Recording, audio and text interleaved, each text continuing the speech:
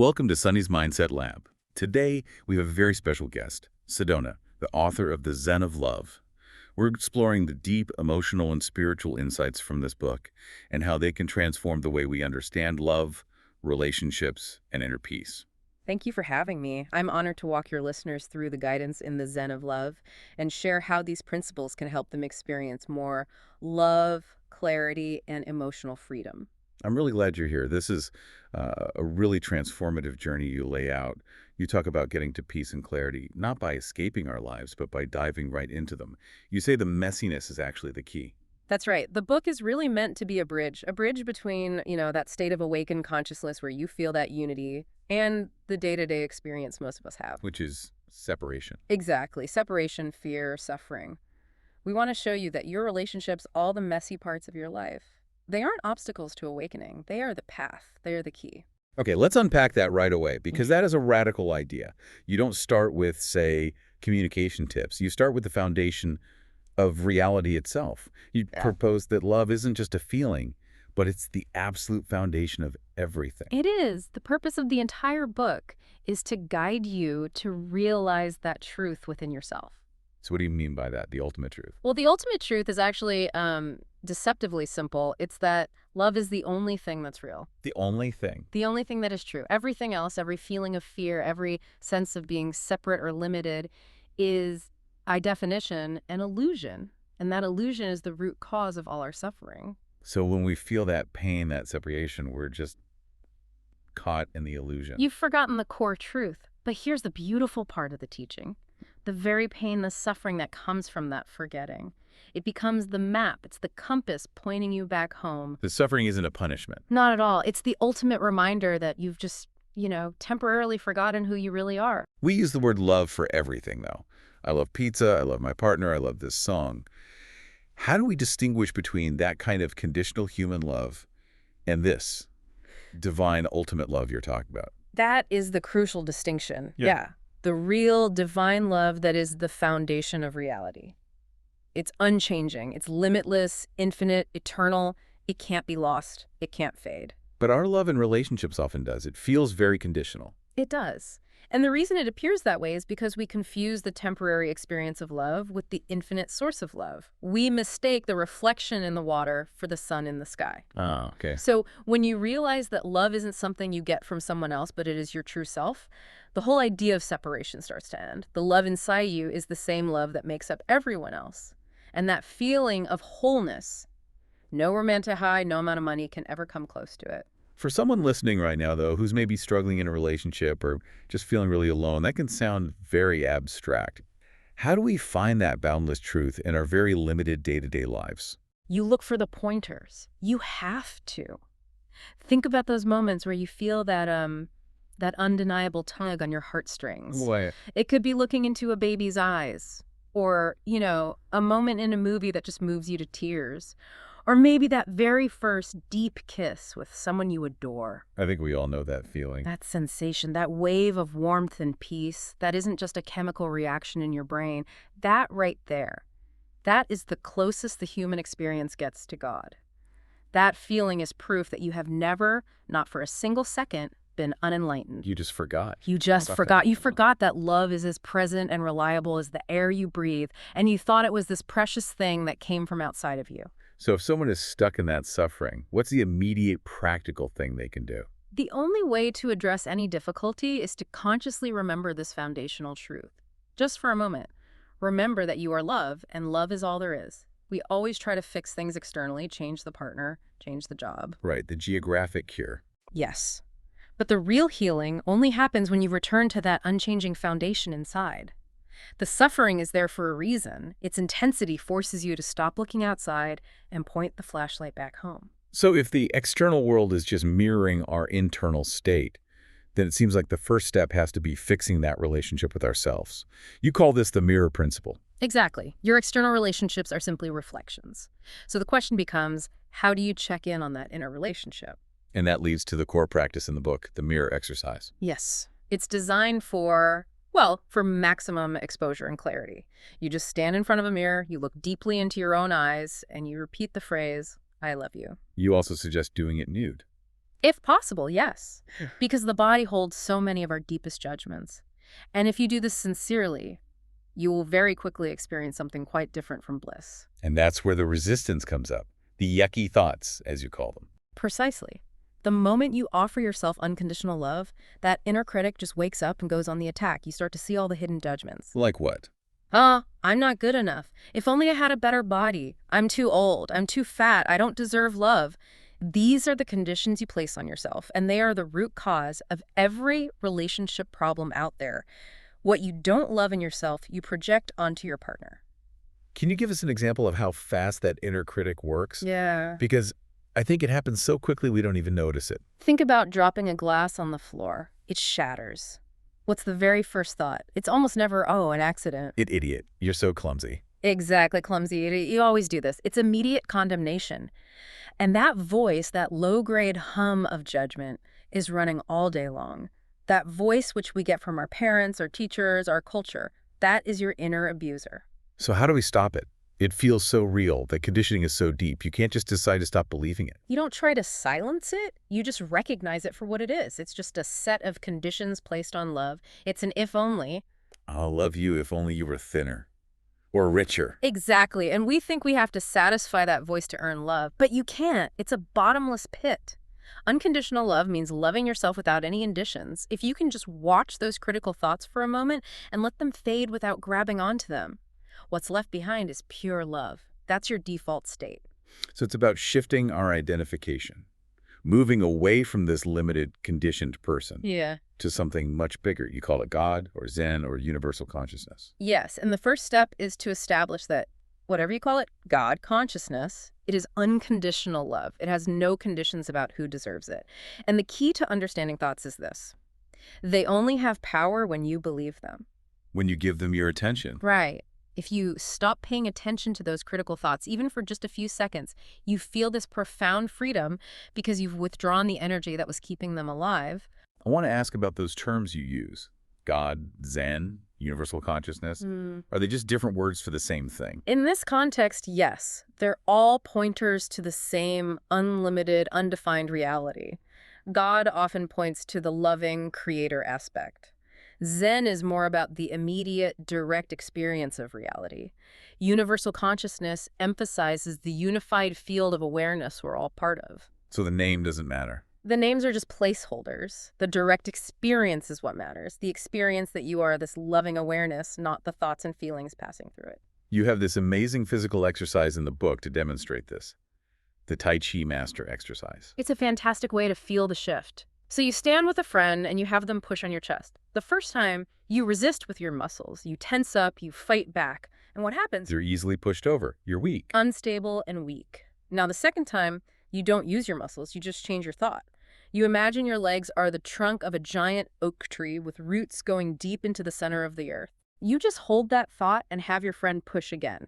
And you'll find you are 10 times stronger. You're immovable.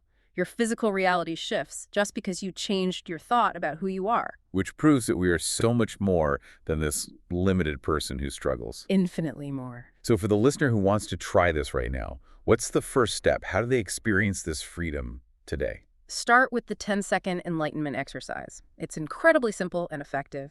For just 10 seconds, you make a conscious choice to give your thoughts no attention. You don't fight them. No, don't fight them. Let them arise. Just don't follow them. Instead, you anchor your attention in your senses. Feel your breath. Listen to the sounds in the room. Notice the energy in your hands. Just for 10 seconds. Just for 10 seconds. That conscious withdrawal of attention is the key. And if you do that, and then you go back to the mirror exercise, you'll start to see the thoughts just floating by like clouds. And, more importantly, you'll begin to see what's behind your eyes. The true self. Pure love itself. Seeing with the eyes of love. That is the definition of a perfect, unconditional relationship with yourself. Okay, that feels like a natural transition into the source of all the conflict in our relationships, the ego. You describe the state most of us live in as a dream state. If reality is love, what exactly is this dream? The dream state is what we call conventional reality. It's a world built entirely from thoughts, billions of them. Thoughts of separation, of lack, competition, scarcity. And we think that's the real world. We believe it's real, but it's just a construct we all agree on, and the ego is the engine of that dream. It's that fundamental feeling of being separate and incomplete. And because it feels incomplete, it's always looking outside for fulfillment. Always. Desperately searching for wholeness in a partner, in money, in success. But that search is doomed to fail, which is why the ego is the direct cause of all relationship problems, all divorce, all suffering. And because it can't find that wholeness outside, it gets frustrated. And that frustration, you say, it always gets projected onto our partner. Always. Projection is the ego's #1 defense mechanism. If the ego were to look inside and see that the frustration comes from its own sense of separation, that would be the end of the ego. It would be psychological suicide. So to survive, it has to blame something or someone else. The partner is always at fault. The situation is always at fault. The ego would much rather be right than be happy. This is why we get those huge arguments over tiny things. The toothpaste cap, the toilet seat. Right. The quote from the book, "You are already happy. You were just too busy arguing to notice." Exactly. Conflict validates the ego's existence. Peace is a threat to it. This leads to a really challenging concept in the book. You make the extreme statement that the ego wants you dead, or at least that it prefers suffering. That's hard to hear because suffering feels so real, so imposed on us. I know. But the ego thrives on limitation. It actually prefers suffering, chronic depression, sickness, arguments, because all of those states reinforce its core belief that you are a small, limited, vulnerable person who needs to be protected. When you experience real, unconditional love and peace, your true self, you realize you're unlimited. And that realization completely dissolves the ego's entire story, so it has to fight against it. So the ego's version of happiness is always temporary. A quick win. A brief win, a new purchase. It's fake happiness. Yeah. True happiness is unchanging. So the solution to all relationship problems isn't about learning new communication techniques. It's simply about reducing the power of the ego. When the ego steps back, the true self can step forward. And love and happiness just flow without any effort at all. I love that you balance this intensity of the ego with some more playful concepts, ways to reframe reality. You talk about the game and the dance of Leela. Let's start with the game. The game is just the recognition that we're all in this cosmic play. The infinite consciousness, just for the fun of it, decided to pretend to be all these separate, limited characters. I'm playing my character, you're playing yours. And we get so good at it, we forget we're playing. We become brilliant actors. And that forgetting is what causes all the suffering. We take the game way too seriously. So playing consciously means what? Remembering that it's just a role. Yes. You realize the character is just a collection of concepts, not who you really are. And when you see that, the hard edges of reality soften. You have infinite choices. Life becomes so much more fun because the stakes are lower. You can change the dream. And this idea of conscious play leads into the dance of Leela. Yes, the dance of Leela is the grand expression of the divine self. It's the one consciousness dancing with itself in infinite, unique forms across the universe. And love, in this context, is simply the self seeing and recognizing the self in another form. So when two people fall in love, it's really the one self recognizing itself. Exactly. It's the ultimate recognition. One expression of the self looking into the eyes of another expression and feeling that profound kinship, that union. You say that the most sacred physical symbol for this is sexual intimacy. When it's done consciously, yes. It's the most sacred act possible because it's a literal representation of the supreme self calling itself back home to wholeness. You have these two seeming opposites, man and woman, yin and yang drawn together, two bodies become one. And then even that one body can dissolve into oneness. In moments of true ecstasy, yes. It's a profound pointer back to the eternal oneness of God. You realize you are both the one who is looking and the supreme self that is being seen. Everywhere you look, you're only seeing yourself. So if we are the dreamers and we can dream anything, why do we keep defaulting to the old, painful dream of separation and fear? It's all conditioning. We were born into a world run by other dreamers, our parents, the media, who are operating from their own limited, fearful dreams. And we accepted their dreams as reality. I thought they knew better. We thought they had the inside scoop on how to survive. The call to awaken is simply recognizing that you have the power to create a new dream, a dream of love. All you have to do is change your thoughts, or if you're not sure how, just ask your heart what the most loving choice is. This brings us to a really common experience. The bliss of a new relationship starts to fade, and the problems begin. You make a crucial distinction here between falling in love with a person and falling in love with love. Yes. This is where so much pain comes from. When we fall in love with a person, we make a huge mistake. We attribute all the joy, the peace, the bliss we feel to them. We think they are the source of it. So we become dependent. Immediately. We've placed our own true self outside of ourselves, and the heartbreak is guaranteed because when that person leaves or changes or disappoints us, we think the love itself is gone. We feel abandoned by love. When really we just lost the trigger for it. Exactly. Falling in love with love is the realization that the bliss was inside you all along. The person was a wonderful gift, a trigger that gave you permission to open your heart. I had this happen to me when I was 16 with a girl named Rachel. What happened? Well, after we, shared a moment, I was walking home and the world was just electric. Colors were brighter, birds were singing, my heart was soaring, everything was beautiful. And what was the big realization? About an hour later, I realized Rachel wasn't there anymore, but my heart was still soaring, the world was still beautiful, and it hit me like a lightning bolt. The love wasn't coming from her, it was coming from me, it had been there all along. Wow. It meant that love was reliable. It was my own nature. It wasn't dependent on another person's whims. So how does that change how we think about attraction? Yeah. Society tells us it's all about looks or money or power. That's the ego's game. But true attraction, what I call magnetic attraction, comes from manifesting love from within. I saw this with my father. He was a handsome man, but his real magnetism was that he just loved people. He was genuinely interested in everyone. And people felt that. They did. He had this ability to see past their flaws to their true self. When you radiate that kind of unconditional love, you awaken it in others. It's irresistible. So the takeaway is, if you feel you're not getting enough love, Love more. love more. It always works. Let's turn to the hardest part of this. Heartbreak. You say we should welcome it, which goes against every instinct we have. Why on earth would we welcome that kind of pain? Because heartbreak is the wrapping paper on your most important spiritual lessons. The pain is never really about the other person. The pain is the eruption of all your own deeply repressed feelings of abandonment, rejection, and unworthiness that the event has triggered. It's our own stuff coming to the surface. All of it.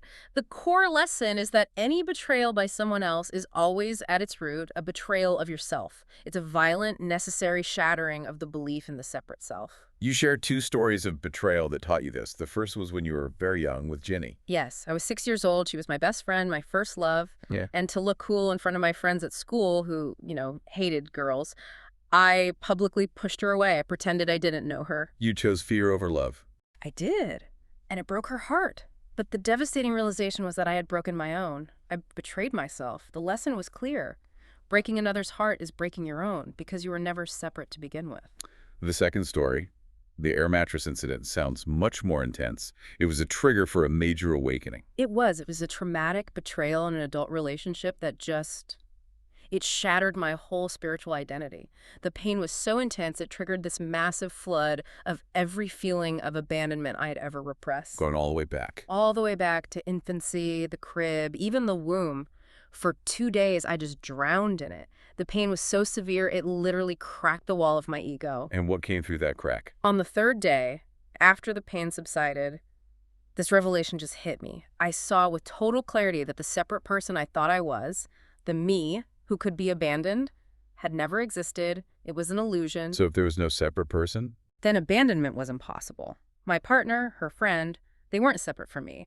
I realized everything that happened, every painful detail, happened only for the benefit of my awakening, and all the anger just dissolved into gratitude. That brings up a critical question, this idea of radical acceptance. It could sound to some like an argument for staying in a really painful or even abusive relationship.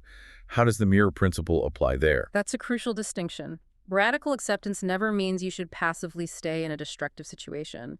It means you change your internal relationship to the suffering, which then gives you the clarity to act. In an abusive relationship, yes, the husband is abusing the wife externally. But you're saying something is happening internally as well. She is simultaneously abusing herself far more brutally on the inside, with thoughts like, I deserve this, I'm not good enough. The external abuser is a perfect, devastating mirror of the internal abuser. And the cycle continues because they feed each other. Exactly. The cycle only breaks when the inner abuser gets kicked out, when she stops believing those self-condemning thoughts. Once that lesson is learned, life doesn't need the mirror anymore, and you find the strength and clarity to leave.